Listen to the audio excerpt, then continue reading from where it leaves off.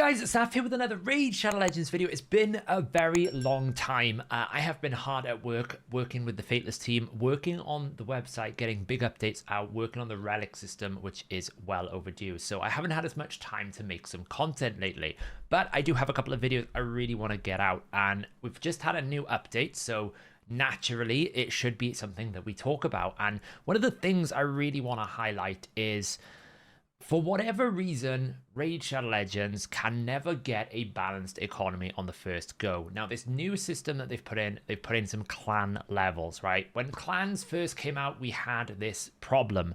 Clans were just terrible in terms of leveling up, and they kind of solved the problem with a pretty obnoxious solution, but it did solve the problem. And what they actually did was basically put a ton of personal experience that you could earn for clan XP in the personal rewards. You can see right now I'm at tier 5 because I kind of slacked off on the last personal CBC, but if you win and you do 400,000 points, then you're going to get yourself 1,000 clan experience, and that is per member. So effectively, we tend to have a personal CBC once a month. It injected effectively 30,000 clan experience straight into the system, which really solved the problem which we first had when clans first came out, which was, hey, it's going to take us like years and years and years. If we didn't have all these extra systems, it was going to take a huge amount of time.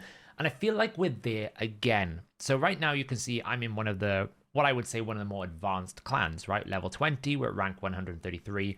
We've got another 10 levels to go. And they've added new relics and new rewards to these level 28 and level 30. We can see from the item pool here, we're going to have 5 gilded medallions. 5, right? It's important you remember the number 5. That's what I want you to remember. The number 5 is very, very important. Also a chance to get a random, rare, or epic gemstone. But you need to be all the way up at level 30.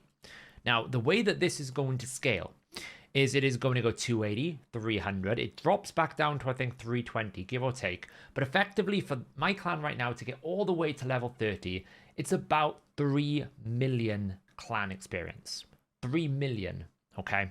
And this is the problem I've got right now with the system. The rate in which we are power creeping relics already, in the sense that we've had these, these first kind of set came out, which was Chimera and the standard relics.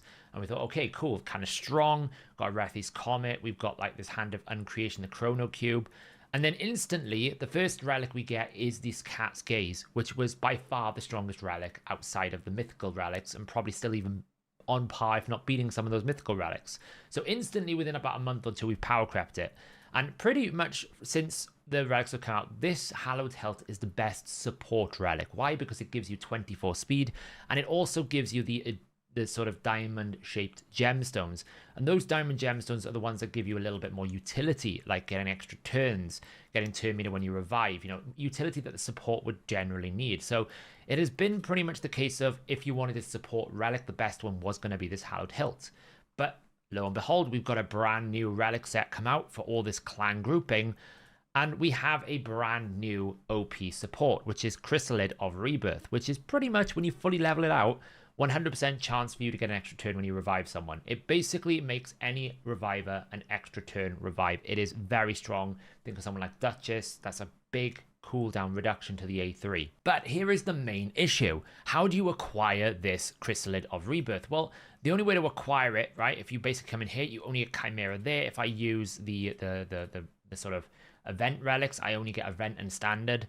I need to get those medallions, and you need 100 legendary medallions to be able to craft enough. Now, you might be able to exchange for maybe like 5 of those at a time, right? Maybe it's like 5 times 5, so you get 25, right? So you get 1 per week. But here's the problem, okay? First problem, you need to get to level 30 clan. Now, that's going to take majority of people. Once again, we're at the kind of sensationalist claim of years, right? Even we're going to do a quick basic math to basically work out what the maximum, like the min-max, the quickest way you can get there. But that's problem 1. You've got to get to level 30. Problem 2 is you don't even guarantee that you're going to get those medallions every week, right? The clan shop resets every week. There's a 1 in 4 chance. So you could easily go 4, 5, even 6 weeks based on the way that this is going to roll without ever seeing these medallions. Now, if you can only exchange for, say, 5, so you get 25, that doesn't give you an awful good chance of getting a legendary or mythical, considering even if I put all of my current legendary ones. I only get a 0.5% chance at a mythical. Now, it could be these are just the mask ones because there aren't any mythical event relics available. But, you know, even when we're looking at epics here, right? If I put 4 epics, a legendary, and a rare, you know, we're talking very, very small chances of getting the higher tier materials, right? And generally, you should never mix these things. If I had 4 legendary from Chimera, I'd be able to test this thing. The point I'm trying to make is even if you get to level 30 after 5 or 6 years or whatever it's going to be, and then even if you manage to high roll and you get yourself, you know, those clan X things, you know, 4 in a row, you'll get 1 craft. And even then, there's no guarantee that you're going to get this kind of relics that you really want, because whilst this relic, this Crystal of Rebirth, is really, really strong, the rest of them are a little bit underwhelming, right? This Temporal Stagnator, it sounds like it's going to be very good. I don't think it's going to be that good. I mean, it's a 20% chance to remove steal or convert buffs or increase the skills cooldown. It goes up to, what is it, 50%? It's a bit inconsistent. I think it was one of those ones that sounds really, really good, but then when you put it into battle, you're probably like, is it better than Cat's Gaze? Is it better than these other ones? Probably not. Same as this one. Whereas damage is increased by 20% of the target's turn meter, damage cannot be increased. This one's quite consistent. It's got good critical damage. So those are great, but then these other ones are just a little bit meh. Like this one here is basically a glorified War Master. It's not really much else. The interesting part of these relics are they've changed up the shapes, so there's more interesting. Pretty much before, all of the relics have been like double of the same things, like 2 circles, 2 triangles, 2, you know, pentagonal, 2 circles. These are much more like mix and match. That gives you more flexibility. Generally, triangular gemstones are damage, circular generally are damage, the squares generally tank, and then the diamond and the pentagonal tend to be a bit more utility driven, though that kind of tends to be the general sense of it. Not exactly, but that's about the case. So even if you get all of those things, you still got to then roll and then get one of those. By the time you get anything of use from this event tab, these relics will be out of date, because the rate in which we're power creeping right now in terms of Cat's Gaze and that kind of trend means that, you know, what's next? Are we going to get another batch of relics in 3 months' time and then this becomes irrelevant? Because pretty much now I'm looking at this kind of thing as irrelevant if I was able to get those event group ones. But because we can't get the clan group ones because it's so difficult, it keeps this in relevancy. But the moment this becomes really available, you're almost going, well, this is secondary now. This is more powerful because, you know, even if you don't revive, it's still giving you the speed that you want. Whereas this doesn't really give you that much of a bonus that you really, really want as a support. So let me just show you the basic math of what I was talking about right now. So just to put this in context, what I did is I went around every part of the game where you can get clan experience. So there's a personal CVC here, and that happens pretty much once per month. You get 1,000 points if you are a tier 6. So what I've done is I've basically taken 1,000, divided it by, you know, 4. So this is kind of like a weekly person's gain, okay? What you're seeing in this column here is how much one person in a clan, if they do every activity and they high roll everything, so, you know, there's a range to some of these clan experience, is not to say that you're going to get the highest every single time. This is if you're perfect, absolute perfect, you're at the highest tier of everything, you win every clash, you win every siege, you do every clan quest. This is the minimum, okay? So personal CVC, you're going to get 1,000 divided by 4 per week, on average 250. Chimera, you basically can do the Nightmare and Ultra Nightmare and Nightmare. That's going to give you 2 doses of 35 and 2 doses of 30 per player, assuming that player does top chest of both those difficulties. Then if you win your Chimera Clash, you get 35. Congratulations, all that effort, 35 clan experience. Then we get to Hydra. You can do 3 difficulties. So it's 2 doses of 40, 2 doses of 30, and 2 doses of 25. And again, if you win Hydro Clash, congratulations, you worked really, really hard. You got 40. Then we have clan milestones. This is the one that every member of the clan wins, whether you win or not. This is in every CVC. So we have 2 CVCs a week, you get 15. So in total, in a month, you get 30. So I've taken the monthly amount, divided it by 4. So basically, on average per week, you'll get 7.5 additional clan experience from the clan milestones. Finally, if you win Siege, you get 50 points per member. So Siege happens every 2 weeks. So we're going to basically have 25 points per member, right? Because it happens every week. Great, 25 points per week. Finally then, if you did every single clan quest, and I will say it is near enough impossible because someone here can tell me how you do 9 trials on RAM completely. I'm sure there are some Krakens out there that have done it, but generally those quests are pretty off limits. So this 1,500 is basically if you do every single clan quest every single week. You get 1,500 because you can do 30 clans, 30 quests gives you 500. You can do 90 quests, so it's 1,500. So even if you're absolutely perfect, you high roll every reward, you win every clash, you win every siege, you win every personal CVC, you do every single clan quest for a month. This is the number we're looking at total for a clan in a weekly window, okay? Because if you've got a 30-member strong clan, this means that everyone in the clan is achieving the maximum potential. Pretty unrealistic. The most you're going to be able to get is 21,825, okay? In the current system that we've got now, this is it, right? This is the number here. This is the most amount you're going to get. 21,825 is probably going to be like maybe they throw in some clan XP and some random quest or some random system, but generally this is the number we're going with. Now, that's per week, so if we basically go per month, that means the clan could earn 87,300. Now, I worked out based on our current level of clan, which is already near enough towards the end of level 20, going into 21, how much clan experience would it require us to get to level 30? That's 3.2 million clan experience. So right now for my clan, if we perfectly rolled every single reward every week for an entire period of time, it would take us 37 months to get, just not even to get a relic, to unlock the potential to get a relic. 37 months. Let's translate that into something that's even worse to really look at. How many actual years is this? 3 years. 3 years. And this is perfect rolling, right? This is absolute perfection. Now, they're going to have to adjust these numbers because nobody is ever going to get these relics before they are either power crept, replaced by another system, or they're just not playing anymore, or the game has changed, or the game is gone. Who knows? I'm sure it's not going to be gone, but 3 years is unrealistic to even have a chance.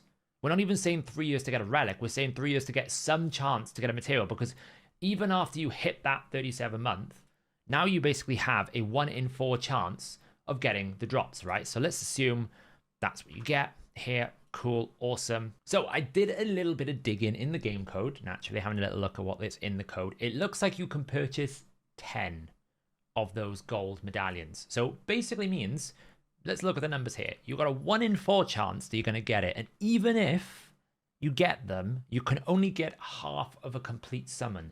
So you actually, to be realistic, you need to roll that 25% twice, right? So you need to roll 25%, 0.25 times 0.25, okay? Now let's assume you do that, great. Now you're at 6%.